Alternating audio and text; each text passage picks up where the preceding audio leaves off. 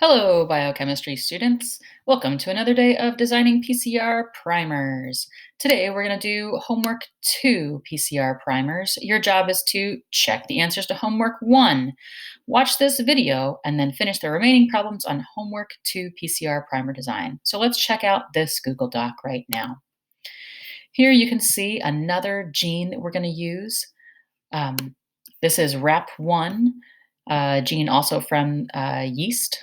And you can see that this is a pretty long gene. Again, this is in 5' to 3' from the beginning to end. And it just shows one strand of the gene. Remember that in the chromosome, DNA is double-stranded, and the reverse complement is also there, where it base pairs and it goes in the opposite direction. So today we're going to take primer design a little bit farther. We're going to use an oligo calculator tool from Northwestern University.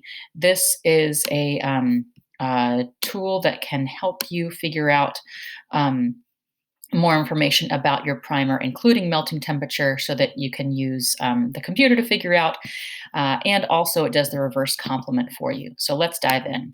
So first, if we were to use the PCR primer pair to amplify the entire gene, we want to have a forward primer that comes from the beginning of the gene, and I'm going to take the first 20, just to see that first. I'm going to take the first 20 and put that into my oligo calculator.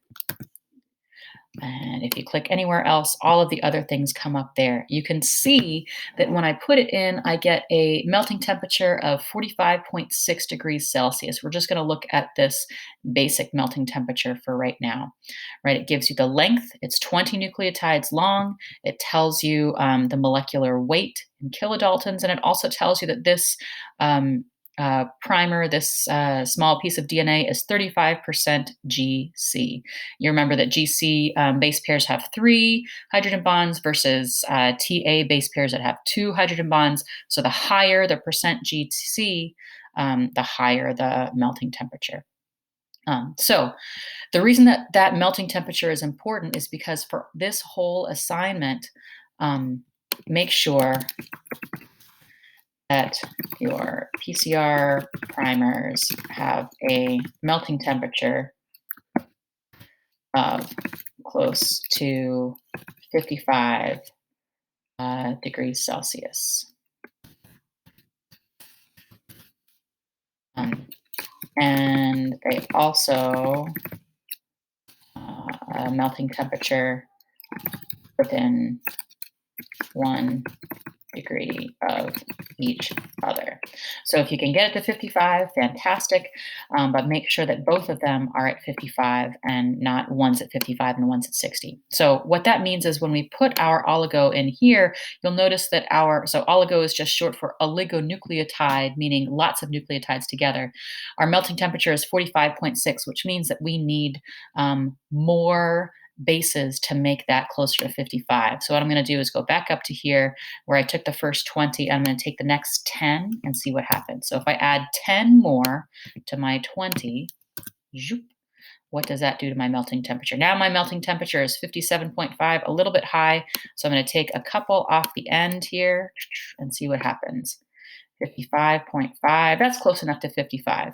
So this is going to be my forward PCR primer. So I'm going to copy and paste this into my forward one. And to show that I've looked at this melting temperature, I'm going to copy and paste 55.5. 55.5 is my melting temperature of the first oligonucleotide. If I want to amplify the entire gene, that means I go back up and I'm going to take the end of the gene, right? So remember that this is the end of my gene. So I'm going to copy and paste that. I did a little bit more than 20 because I needed more. Let's see, this one was 28. So what I'm going to do is take the end of this gene, copy, and paste it in here. My melting temperature is at 50.6. So you can see it doesn't actually matter which strand I have, because if it's a T, it's going to be an A in the other strand. If it's a G, it's going to be a C in the other strand. So the total percent of GC is the same, whether it's the template strand or the reverse complement strand. So this is telling me that I need more base pairs. So what I'm going to do is take the next line up and just pull quite a few of these, and I'm going to put them into the order. These came before the stretch of T's, so I'm going to find the stretch of T's. There it is. I'm going to put this, cut and paste that before that. And if I click somewhere else, it tells me that my melting temperature is 63.6, which is too high. I want to lower the melting temperature, which means that my primer does not need to be this long. But if I take away nucleotides from the end of here, it means that it won't go all the way to the end of the gene. So I want to take them away from this part here. So I'm going to take away, starting here, I'm going to take away 3 at a time to see how close I can get to the other melting temperature. Remember, my first melting temperature was 55.5. So I'm trying to get as close to 55.5 as I can. So I'm going to take away a little bit at a time to get to 55.5, 59.7. I'm getting closer. I'm going to just take 2 away this time. 55.5. I'm going to take 2 more away. 56.4. I'm just going to take 1 away.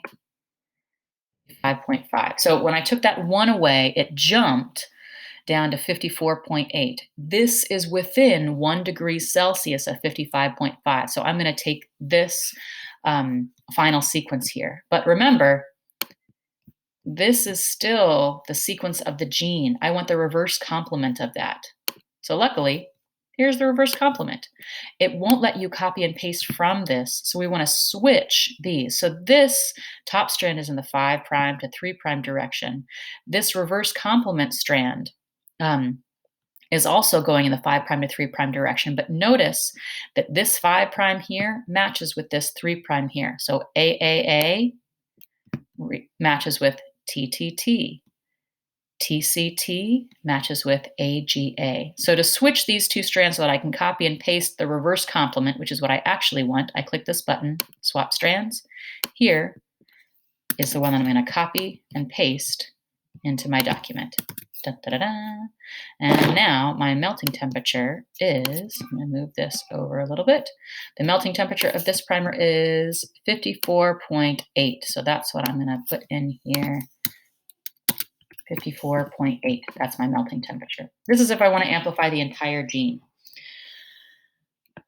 But what if I don't want to amplify the entire gene? If I want to do just nucleotides 1 through 245, then I'm still going to use the first part of the gene because I want to include nucleotide 1. But to go to 245, that means this is 241, 2, 3, 4, 5. I want to start with this C and go backwards. So I'm going to do my reverse primer first. I'm going to take more than I need, copy and paste that into here.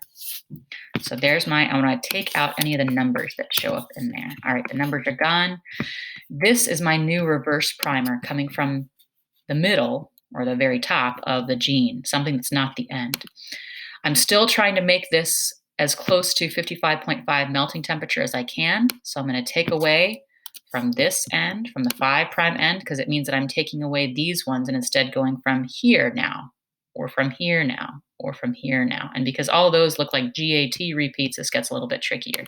So I'm not at 55 yet, so I'm going to keep taking away these GATs and Cs. Now I'm 60.1 degrees. I take that away. Now I'm at 58, so I'm going to go a little bit slower. Now I'm at 56. I'm going to take away 1A and see where I get to 55.7. All right, I'm going to stop there. This is the sequence that I want from my gene to do the reverse primer. But remember, I need the reverse complement. So let's swap the strands. This is my reverse complement that I'm copying and pasting into this is the reverse primer for 245. And my melting temperature was 55.7. 55.7. Okay, my forward primer, I'm going to use the same forward primer here because it had a great melting temperature and I want to go from nucleotide 1. So because this one also, the first one also started from nucleotide 1, I am all set. So now this one will only take me through 245. You can make sure that it's going to match with 245 because I want it to pair with A, T, G. Sorry, this is going from a 5' to 3'. This is also going from 5' to 3'. This is going from 5' to 3', and this is going from 5' to 3'.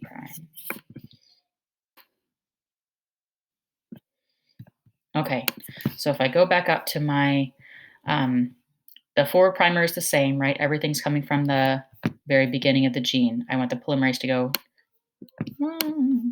I want the polymerase to go this way, zoom, and just to keep going, zooming through the gene. But this one I want to stop at 245. So I want it to start at 245 to amplify. So GTT, GTT are what I'm looking at for my reverse primer. If I'm going from 245, this is 241, 2, 3, 4, 5. So GTT base pairs with CAA, and then GTT. Yep, it matches, going in the opposite direction. So there's my reverse primer for this. All right, I know that this is a little bit confusing. What I want you to do is to try to make them match in melting temperature as best you can using this website, and try it out for 1, 2, 3, 4 more. Good luck. Email me if you have questions. Thanks, everybody.